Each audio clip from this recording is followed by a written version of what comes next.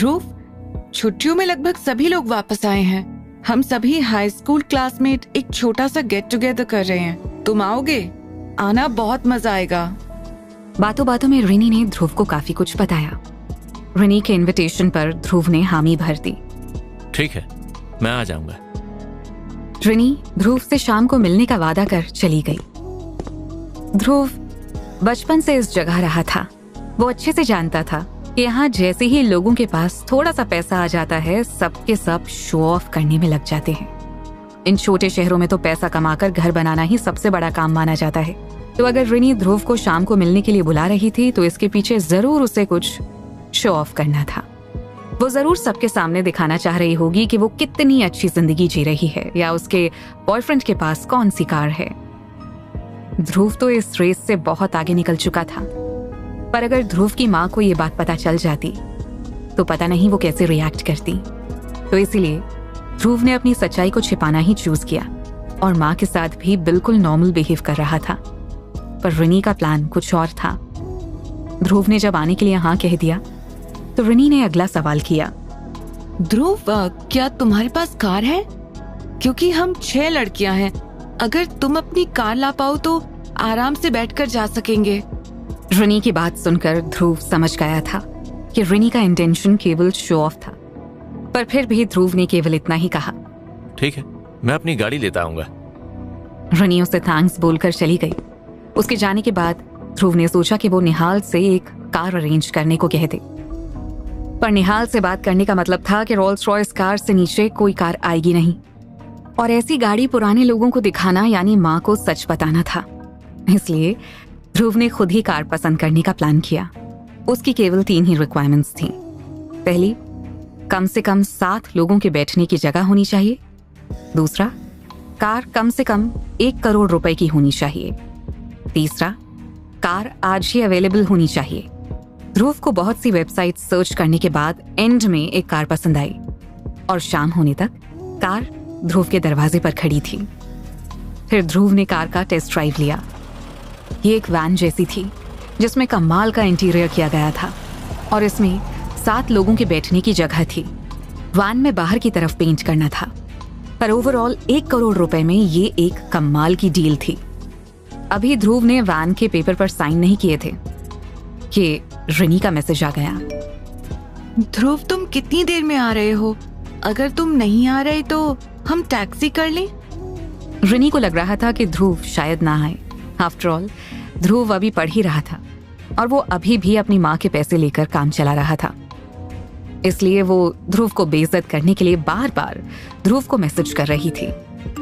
रिनी का मैसेज देखकर ध्रुव ने उसे रिप्लाई किया, मैं निकल रहा हूँ, बस 10 मिनट में पहुंच जाऊंगा। ध्रुव का मैसेज पढ़कर रिनी को लगा उसने कुछ गलत पढ़ लिया है। उसे उम्मीद ही नहीं थी कि ध्रुव भी उसके साथ डिनर करने आएगा। इससे भी बढ़कर कि ध्रुव अपनी गाड़ी लेकर आएगा। रिनी के आसपास कुछ और नकचड़ी लड़कियां भी खड़ी थीं। ये सभी 6 की 6 बचपन में एक साथ ध्रुव की क्लास में पढ़ी थीं और सभी ने फैंसी ड्रेस पहन रखी थी। सभी बहुत ज्यादा फैंसी लग रही थीं। जब उन्हें पता चला कि ध्रुव अपनी कार से आ रहा है तो सभी रिनी के साथ मिलकर ध्रुव का मजाक बनाने लगी। उनमें से एक ने कहा, रिनी, तुम भी ना, उसे पता नहीं क्यों बुला लिया, और वो भी इतना गधा है कि मुंह उठाकर चला आया।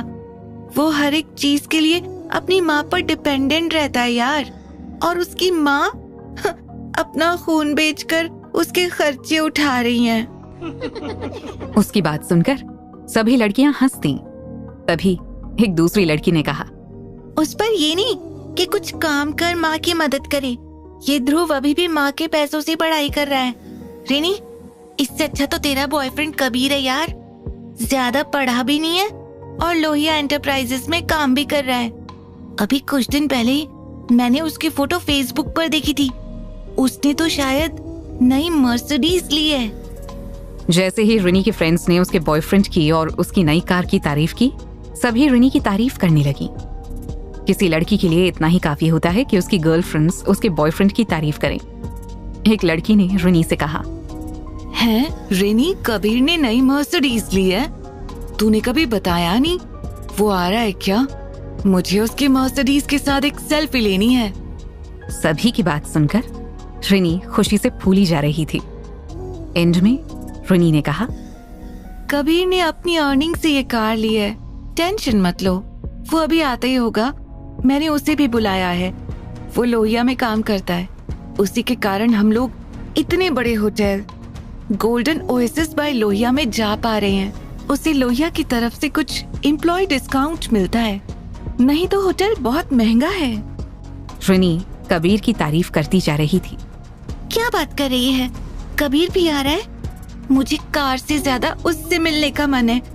उसका सेंस ऑफ ह्यूमर कमाल का है, साथ में रहो तो हंसा हंसा कर मार डालता है।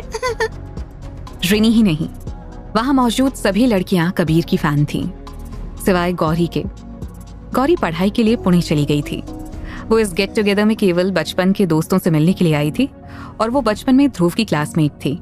वो अपनी बचपन की सहेलियों की बातें सुनकर चुप रही, पर उसे इस तरह ध्रुव का मजाक बनाना अच्छा नहीं लग रहा था। तभी ध्रुव का मैसेज आया कि वो पहुंच गया है। सभी लड़कियां दौड़कर बालकनी में आ गईं, पर हैरानी की बात थी कि दूर दूर तक एक भी कार नहीं थी। हाँ, एक वैन जरूर खड़ी थी। ध्रुव को गाड़ी की तुरंत जरूरत थी, इसलिए उसने सेकंड हैंड लेक्सस एलएम खरीदी। उसने खास तौर पर 7 सीटर कंफर्टेबल कार के तौर पर लेक्सस एलएम को चुना था, पर उन लड़कियों को इतने बड़े ब्रांड के बारे में कुछ पता ही नहीं था। जब उन्होंने ध्रुव को वैन से हाथ हिलाते हुए देखा तो वो आपस में बातें करने लगी। उल्लू हमारे लिए वैन लेकर आया है। क्या कहा, वैन लेकर आया है? Oh no. हाँ, ये हमेशा लूजर का लूजर ही रहेगा। इसे लड़कियों के सामने भी डिसेंटली बिहेव करना नहीं आता। वैन में ले जा रहा है, किडनैप कर रहा है क्या?